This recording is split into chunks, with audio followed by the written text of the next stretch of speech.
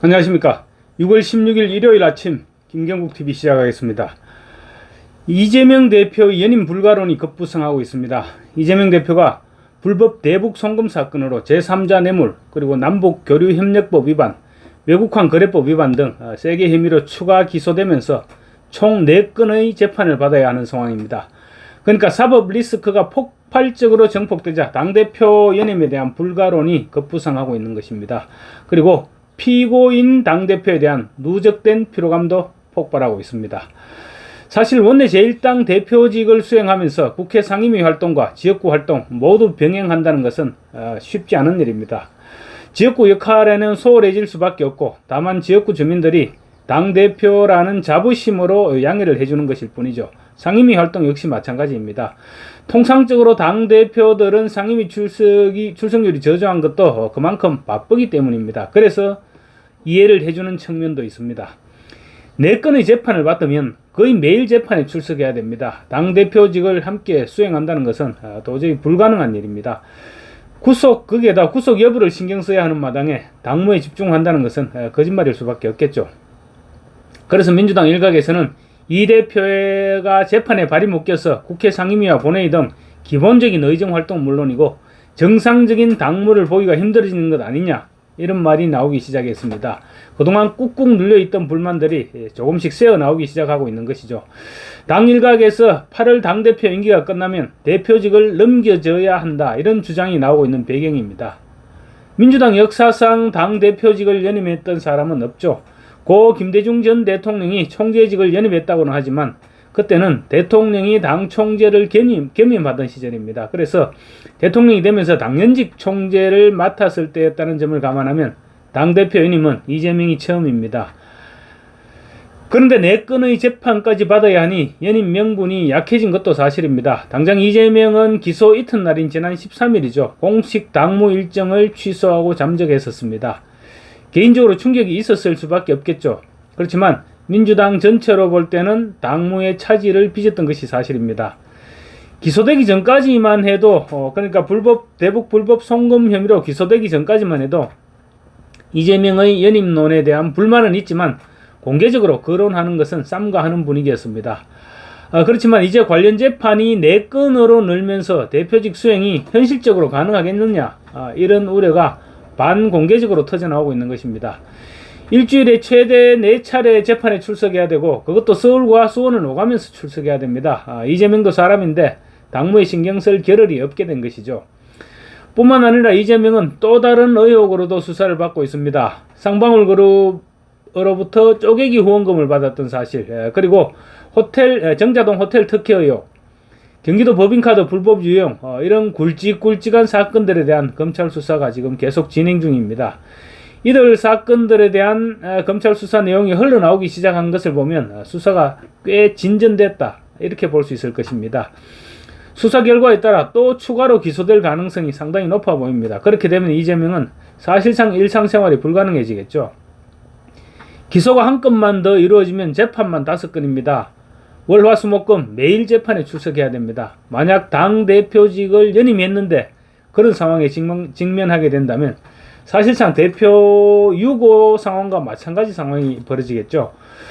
그래서 당 일각에서 연임 불가론이 급부상되고 있는 것입니다. 심지어 친명 핵심 인사들까지 그런 주장을 내놓고 있습니다.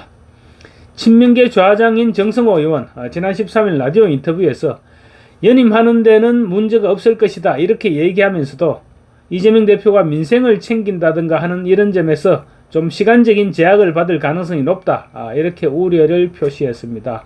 우회적으로 당 연임이 안 될 거다, 이런 문제를 제기한 것이, 우회적으로 당 대표직 수행이 힘들 것이다, 이런 우려를 제기한 것이죠.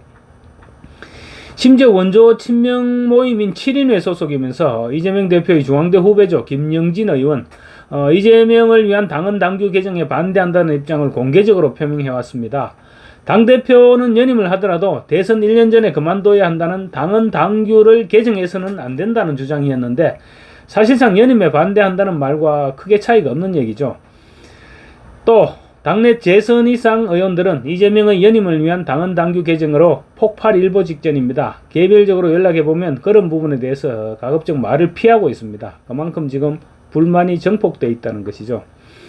그러자 지금 연임 우려 확산 방어에 주력하는 당 지도부의 움직임도 바빠지고 있습니다. 당 지도부도 이재명의 사법 리스크 확산에 엄청난 부담을 느끼고 있다는 말이죠. 그 말인즉슨 지도부에 속하는 인사들 역시 속으로는 연임 부작용을 우려하고 있다는 뜻입니다. 한민수 대변인 이렇게 얘기했습니다. 더불어민주당 이재명 대표가 민생이나 당무나 국정에 있어서 소홀히 한 게 단 하나라도 있으면 저한테 제시해 주십시오. 없습니다. 라고 주장했습니다. 억지죠. 민생이나 당무, 국정 소홀 이제부터 시작될 것입니다. 민주당은 또 이 대표의 재판 일정을 최소화하기 위해서 수원지법에서 열리게 될 불법 대북 송금 재판을 서울중앙지법으로 이송하는 방안도 검토하고 있습니다. 그렇지만 현실 가능성은 사실상 제로라는 것이 법조계 주변의 전언입니다. 이재명 측은 지금 명분을 서울중앙지법에서 받고 있는 세 건의 다른 재판들을 고려할 때 사건을 수원지법에서 서울지법으로 이송시켜줘야 된다, 이런 논리를 내세우고 있는데, 사실은 불법 대북 송금 재판부인 수원지법 형사 11부 신진우 부장판사를 피해보겠다, 이런 생각이 앞서고 있는 것이죠. 신진우 부장판사가 이재명의 저승사자가 될 가능성이 높으니 어떻게든 피해보자는 것입니다. 신진우 부장판사는 지난 2월 인사이동 대상이었습니다. 수원지법에서 2년이 있었기 때문에 이제 인사이동할 대상이었는데, 당시 이화영 재판을 맡고 있었으므로 그 재판을 마무리 지어라, 이런 의미에서 인사이동에서 제외시켰습니다. 그래서 내년 2월에는 인사이동 대상이 될 가능성이 굉장히 높죠. 그렇지만 이재명 재판 역시 사회적 관심이 지대한 만큼 그 재판을 마무리해라, 이런 차원에서 유임될 가능성도 없지 않습니다. 전례도 있습니다. 순전히 대법원장의 재량입니다. 설령신 부장판사가 인사이동을 한다고 하더라도 판결문을 작성할 배석 판사들은 2026년 2월까지 수원지법에서 자리를 지키게 됩니다. 이재명으로서는 어떻게든 수원지법을 벗어나고 싶을 것입니다. 그러나 재판은 거주지와 사건 발생지를 우선으로 하는데, 이재명의 지역구는 지금 인천이죠. 그리고 사건 발생지는 수원입니다. 서울로 옮겨달라고 요구할 명분은 없는 셈입니다. 설령 이재명 측에서 그런 요구를 한다고 하고 신진우 부장판사가 받아들인다고 하더라도 서울중앙지법에서 부담스러운 이재명 재판을 우리가 떠맡겠다, 이렇게 받아들일 리가 만무합니다. 서울중앙지법에서 못 받겠다고 하면 그걸로 끝입니다. 또 재판을 서울로 이송시켜서 물리적 거리가 가까운 곳에서 재판을 받겠다, 이런 주장도 사실은 맞지 않습니다. 지역구인 인천에서 수원으로 가는 것이 인천에서 서울로 가는 것보다 빠르기 때문입니다. 이재명은 그야말로 지금 뜻대로 되는 일이 하나도 없는 그런 나날인 것으로 보입니다. 이재명이 끝까지 당대표직을 내놓지 않으려고 하는 것은 우선 사법 리스크에 맞서는 데 있어서 좀 더 두터운 방탄복이 필요하기 때문입니다. 수사나 재판을 받는 데 있어서 제1야당 대표라는 타이틀과 대표직을 내려놓은 채 유력한 야당의 차기 대권주자, 이 타이틀은 분명히 차이가 있죠. 아마 당대표 연임은 지난 2022년 3월 대선에서 지고 6월 인천 계양을 보궐선거 출마할 때부터 그려진 밑그림일 것입니다.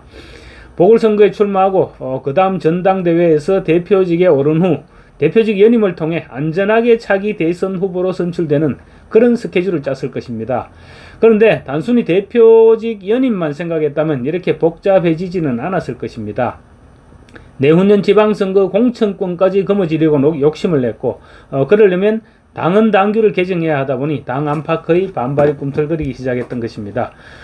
그런데 마침 그 찰나에 대북 송금 기소까지 겹쳐서 스텝이 꼬이고 있습니다. 또 상방울 쪼개기 후원금과 정자동 호텔 특혜 의혹 사건 수사까지 겹쳐지자 연임 불가론이 고개를 들기 시작했습니다.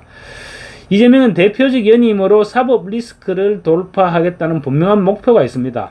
그래서 연임을 포기하는 일은 절대 없을 것이고, 그만큼 당내의 불만은 임계점을 향해서 차곡차곡 누적되어 갈 수밖에 없을 것입니다. 감사합니다.